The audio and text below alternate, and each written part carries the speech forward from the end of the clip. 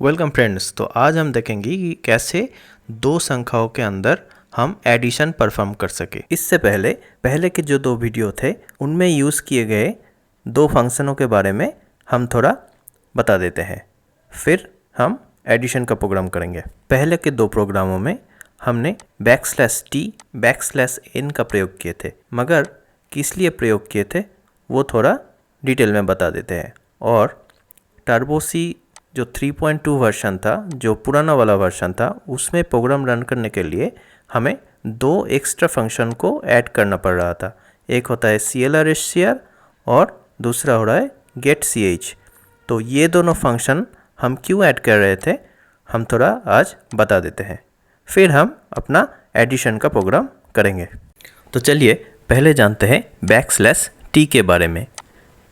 \t को हम horizontal tab कहते हैं। हॉरिजॉन्टल टैब एक तरह का एस्केप सीक्वेंस होता है, इसे एस्केप सीक्वेंस कहते हैं। तो पहले देख लेते हैं एस्केप सीक्वेंस किसे कहते हैं। तो देखिए, एस्केप सीक्वेंस एक स्पेशल टाइप का कीवर्ड होता है जो क्या करता है, जब हम इसे प्रोग्राम पर यूज़ करते हैं एस्केप सीक्वेंस को, तब प्रोग्राम पर एक्स्ट्रा कुछ कैरेक्टर या फिर कोई स्ट्रिंग के आकार में नहीं दिखाता है, मगर क्या करता है, कुछ डिफरेंट करता है। ये ऐसा इसलिए बुलाया गया है क्योंकि इसके एक्शन जो है वो एक्शन को हम स्क्रीन पर देख सकते हैं। जैसे कि हम जब एस्केप सीक्वेंस को प्रोग्राम पर लिखते हैं तो बैकस्लैश यूज़ करते हैं, बैकस्लैश का यूज़ करते हैं। जैसे कि \n, इसे हम कहते हैं न्यू लाइन कैरेक्टर। वैसे ही \t, इसका मतलब है हॉरिजॉन्टल टैब। हॉरिजॉन्टल टैब भी एक तरह के एस्केप सीक्वेंस होता है। \t कोई प्रोग्राम पर लिखने का मतलब यह होता है, ये जो स्टेटमेंट है इसको एक टैब के जितना स्पेस लेकर फिर स्टार्ट करता है प्रिंटिंग करना। जैसे कि हम प्रोग्राम कंसोल पे एक बार देख लेते हैं। जैसे कि आप यहाँ पर देखिए कि हमने प्रिंटफ स्टेटमेंट के पहले क्या लिखा है। यहाँ पर जो स्टेटमेंट है लेट अस नो, इसके पहले हमने \t दिया है। अब आउटपुट स्क्रीन पर आइए। आउटपुट स्क्रीन पर देखिए, यहाँ पर पहला वाला जो स्टेटमेंट है उसको प्रिंट किया पहले हेलो फ्रेंड्स।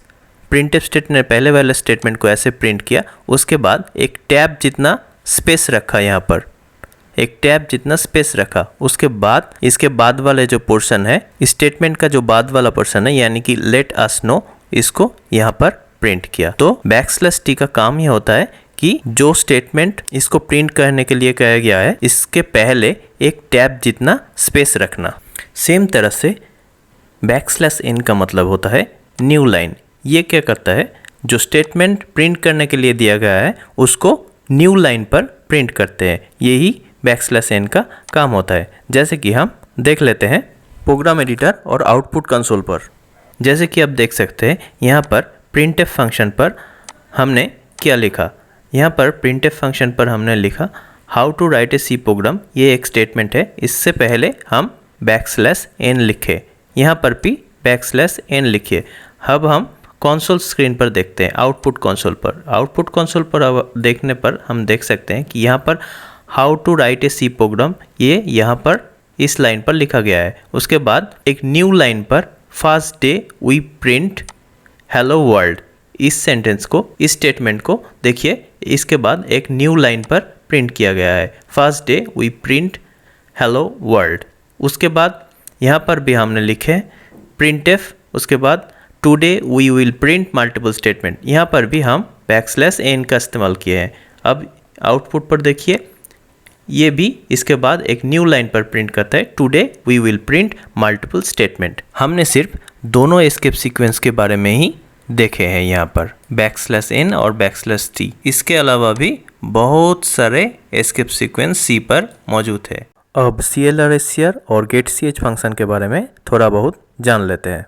देखिए, इस प्रोग्राम में हमने getch नहीं दिया, तो देखिए आउटपुट कैसा आ रहा है। तो प्रोग्राम को रन करते हैं, देखते हैं क्या होता है।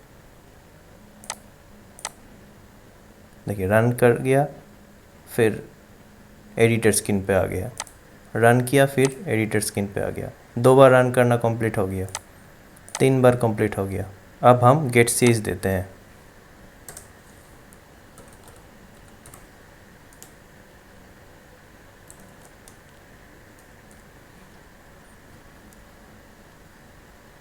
फाइल सेव,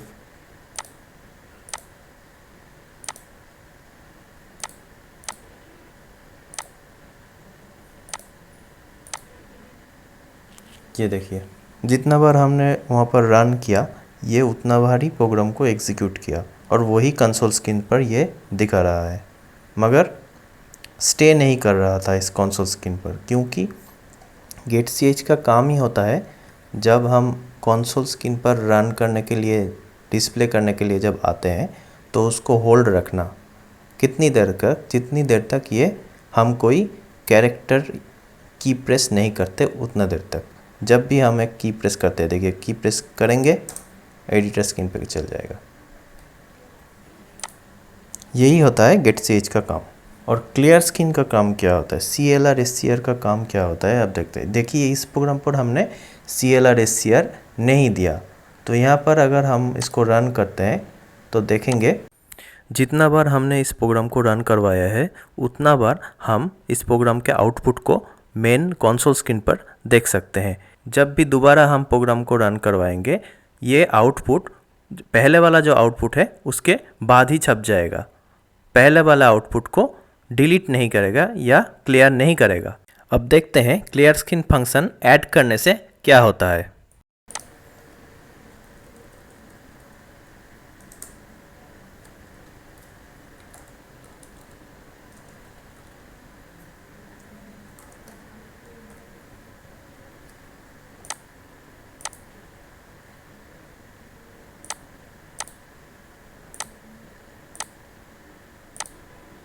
ये देखिए पहले का जो आउटपुट रिजल्ट था वो सबको क्लियर कर दिया और फ्रेशली अभी का जो प्रोग्राम एग्जीक्यूट हुआ उसका ही रिजल्ट डिस्प्ले करा रहा है। यही होता है CLR SCR का काम। और ये CLR SCR इस हेडर फाइल में रहता है, CLR SCR इस हेडर फाइल में रहता है CONIO। और getch जो फंक्शन होता है ये भी इस हेडर फाइल में इसका डेफिनेशन लिखा हुआ है CONIO.h पर। इसलिए हम प्रोग्राम लिखने के समय CONIO.h ये हेडर फाइल ऐड करते हैं, जिससे कि CLR SCR और getch इन फंक्शनों का डेफिनेशन प्रोग्राम को मिल जाए, जिससे कि ये रन करवा सके। तो चलिए शुरू करते हैं अब C पर दो संख्याओं के बीच में एडिशन का प्रोग्राम। devC++ ओपन करते हैं।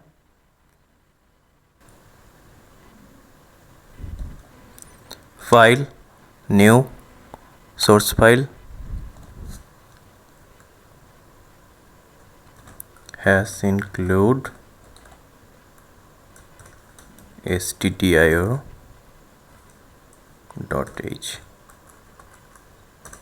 पहले सेव कर लेते हैं।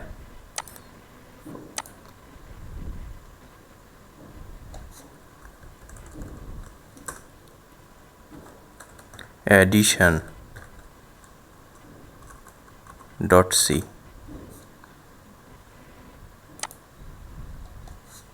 has include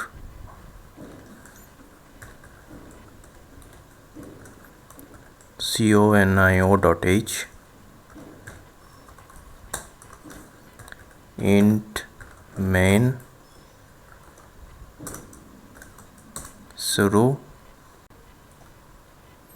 int a int b int sum। अब सवाल ये उठता है कि हमने प्रोग्राम पर int a क्यों लिखा। देखिए यहाँ पर int जो है ये एक डेटा टाइप है और a जो है ये एक वेरिएबल है। किस तरह का वेरिएबल, int यानी कि इंटीजर वेरिएबल है। मेरे पहले वाले वीडियो में हम ऑलरेडी वेरिएबल के बारे में बता चुके हैं। C में डिफरेंट टाइप्स के वेरिएबल होते हैं। अब देखिए यहाँ पर डेटा टाइप क्या है। डेटा टाइप ये चीज़ होता है कि हम प्रोग्राम जब हम रन करवाते हैं तो तब क्या होता है, डिफरेंट वैल्यू का इनपुट होता है, वो वैल्यू प्रोसेस होता है और प्रोसेस के बाद आउटपुट निकलता है। तो इन सारे चीज़ों में एक चीज़ जो कॉमन रहता है, क्या होता है कि वैल्यू को हमको स्टोर करना पड़ता है। प्रोसेसिंग करने के लिए भी वैल्यू को स्टोर करना पड़ता है। तो जब हम स्टोर करेंगे तो सिस्टम हमसे ये जानना चाहते हैं कि हम किस तरह के डेटा को स्टोर करना चाहते हैं, किस तरह के डेटा को स्टोर करना चाहते हैं। इंटीजर डेटा स्टोर करना चाहते हैं, ये सिर्फ नंबर होगा या फिर कोई स्ट्रिंग टाइप डेटा टाइप होगा, फ्लोट टाइप डेटा टाइप होगा, इंटीजर में पूरा नंबर, फ्लोट नंबर, ये डिफरेंट टाइप का डेटा होता है। डेटा तो एक्चुअली डिफरेंट टाइप का होता है। सिस्टम ये जानना चाहता है कि हम कौन सा डेटा टाइप यहाँ पर स्टोर करना चाहते हैं प्रोग्राम के लिए। तो हम यहाँ पर इंटीजर डेटा टाइप स्टोर करना चाहते हैं, और इंटीजर डेटा टाइप स्टोर करना चाहते हैं जो वेरिएबल में हम स्टोर करेंगे उन वेरिएबल का नाम है ए। और वेरिएबल डिक्लेरेशन इस तरह से होता है, यानी कि किस तरह का वेरिएबल, इंट डेटा टाइप यानी कि इंटीजर डेटा टाइप, और वेरिएबल का नाम है ए वेरिएबल पर जो डेटा स्टोर होगा मेमोरी लोकेशन पर वो इंटीजर टाइप का होगा। यहाँ पर हमने 3 वेरिएबल लिया, इंटीजर ए यानी कि वेरिएबल का नाम है ए और इंटीजर डेटा टाइप है उसका, ये भी वेरिएबल बी जिसका डेटा टाइप इंटीजर है, और सम एक वेरिएबल जिसका डेटा टाइप भी इंटीजर टाइप है। ये तीनों वेरिएबल इसलिए लिया गया क्योंकि इनपुट के थ्रू हम इंटीजर ए और इंटीजर बी में वैल्यू देंगे, और जिसको प्रोग्राम के थ्रू वो प्रोसेस होगा यानी कि सम होगा, और सम होके इस सम वेरिएबल पर स्टोर होगा, और उसके बाद हमें डिस्प्ले पर दिखाएंगे इसका रिज़ल्ट। इसलिए हमने तीनों वेरिएबल को लिया। अब प्रिंटफ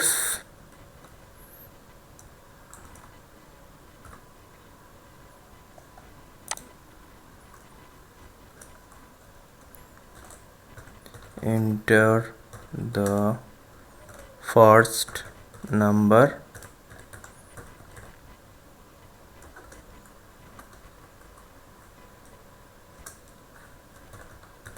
scanf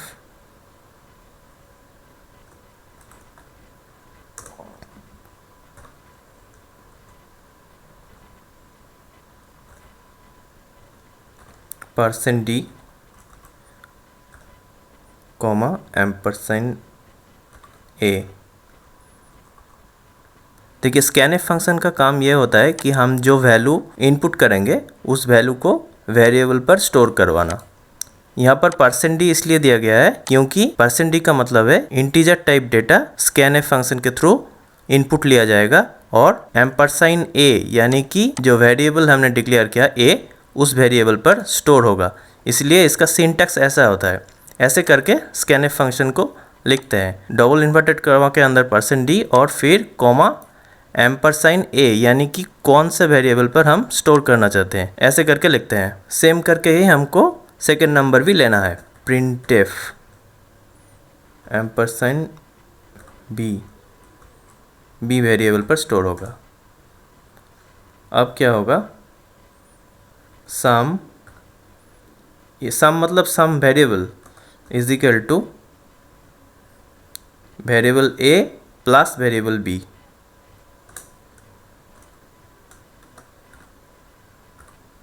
ये हुआ ऑपरेशन, सम वेरिएबल पर स्टोर होगा, इनपुट लिया गया जो वैल्यू था ए और इनपुट लिया था जो वैल्यू बी, ए और बी का सम होगा और सम करके सम वेरिएबल के अंदर डाला जाएगा। अब हम क्या करेंगे, ऑपरेशन तो हो गया, अब उसको प्रिंट करेंगे। प्रिंट करने के लिए printf the sum of the given two numbers is, देखिए यहाँ पर किस टाइप का डेटा हम प्रिंट करेंगे। इतने दिन तक हमने क्या किया है, सब स्टेटमेंट प्रिंट किया है प्रिंटफ के थ्रू। अब क्या करेंगे, ये जो वेरिएबल पर वैल्यू स्टोर हुआ है सम वेरिएबल पर, इस वेरिएबल के वैल्यू को हम प्रिंट करेंगे। हाँ, तो वेरिएबल के वैल्यू को प्रिंट करने के लिए यहाँ पर क्या किया जाता है, सेम जैसे कि स्कैनफ पर %d से हमने वैल्यू को, इंटीजर वैल्यू को इंसर्ट किया था, वैसे भी डिस्प्ले करने के समय %d हमको देना पड़ेगा, %d और फिर कौन सा वेरिएबल का वैल्यू हम प्रिंट करना चाहते हैं, कॉमा फिर उस वेरिएबल का नाम यानी कि sum, सम वेरिएबल का जो वैल्यू होगा उसको हम प्रिंट करवाएंगे।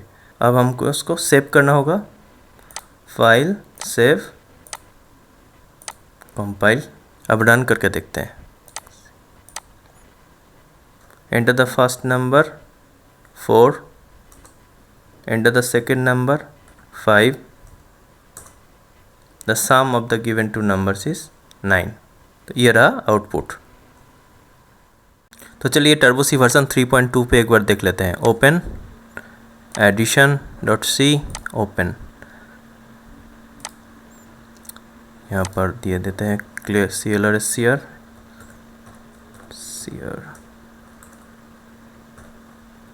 और यहाँ पर गेट CH,